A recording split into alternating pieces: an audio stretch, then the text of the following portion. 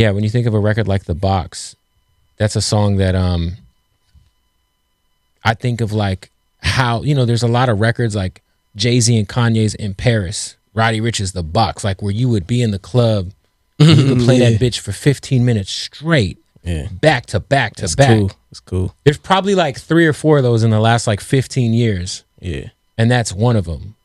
That's hard. Like, it's crazy to like think. I appreciate that. That's crazy. That's hard. Bro, I mean, shit. I'm sure you've been in the club where they brought that bitch back. I mean, dog, that. No, I mean, yeah. But when you, yeah. I mean, shit, yeah. That's hard, though. Shit. Diamond record, man. Yeah.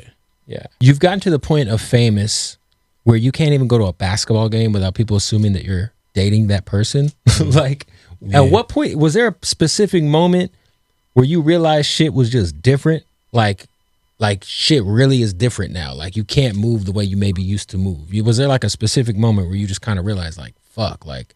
I don't be tripping. Like, at the end of the day, I just move how I want to. And I feel like in that, you feel me, I'm able to still be discreet and do my own thug. Like, I just feel like shit, the world is gonna think whatever they want to, but at the end of the day, I move cool. I don't bother nobody.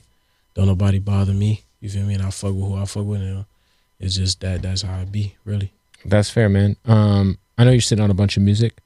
I'm curious, how many different times, because over a 2-year period, we went, obviously, you had your first tour, which was crazy because you were performing in venues that were big, but for as big as the album was, the tour was already booked, so you were selling out like 2,000 seaters, you know what I'm saying? But I don't feel like you really had the moment that you deserve to have touring wise because the pandemic hit.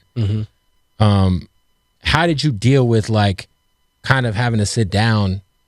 I know you lost out on a lot of festival money because that summer was going to be crazy for you. Like, did you just like, how did you redirect all that energy like in the middle of the pandemic? That shit was kind of crazy the first like 6 or 7 months, man.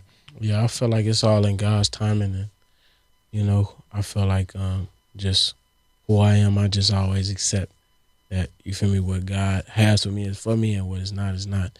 And, a lot of people would be frustrated or flustered by that, but I honestly didn't miss out on any sleep. I actually got a good chance to be around my family and, be able to get stronger relationships with people that, actually care about a nigga. So that's more important than, you feel me, being on the stage or doing anything. And I love my fans, and I've had the luxury of being able to end a pandemic, and I'm still doing what I love, and I'm still doing what I do. So that's just in itself, that's like a blessing. You feel me? I always look at the positives. I don't try to look at it like it was a bad thing necessarily, because I might not have been ready for it. And you feel me? That's what that could have been. So I could have been ready for it. I couldn't, but God knew, so he just made my path how he make it. Yeah, I feel like a lot of people, instead of focusing on the positive of any situation, they always let the negative take them out, bro. It's like, you got to look at the positive in every situation. Yeah, bro. Because at the end of the day, if you got a negative mindset, you're going to attract that energy to you, and that's never good for nobody. And like I always tell my young homies, it's just like, shit, it's just about what you can give to the world. It ain't about what the world can give to you, and that's game from Nipsey, you feel me? It's like more so, you got to give your all to this shit. The game don't really owe you nothing. Nobody owes you anything. You feel me? Just as much as I could be doing it, I could not be doing it. So I just take my blessings with a smile. You feel me? Where do you keep the Grammy for Racks in the Middle at the crib? Where's it at? My office. That's a man. It's a big award, and that specific award just meant so much. I feel like to so many people. You know what I'm saying?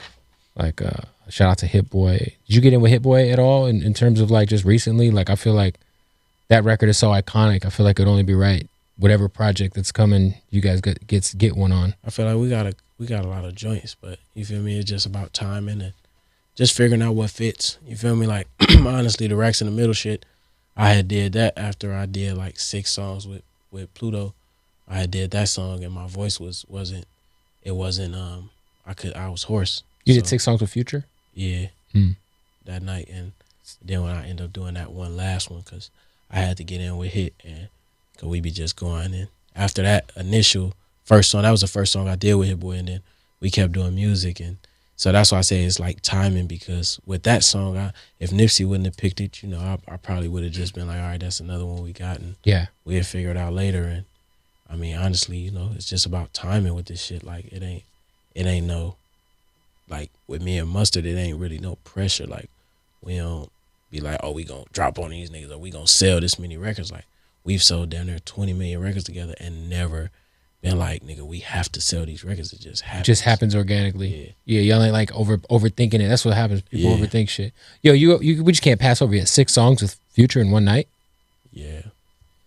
This kind of shit happens a lot, where you'll hear like artists be like, yo, I got 25 songs with Kanye or some shit. It's like, yo, where do these songs end? Like, where are they at? Like, are we ever gonna hear them? I mean, I'm the type of guy, bro, I just work a lot. Like I work a lot on my way to my radio station, interviews and stuff. I'm on the calls with, you feel me, the touring people, and I just be working a lot. Workaholic. So I'm sure the live show is gonna be crazy on this. Definitely.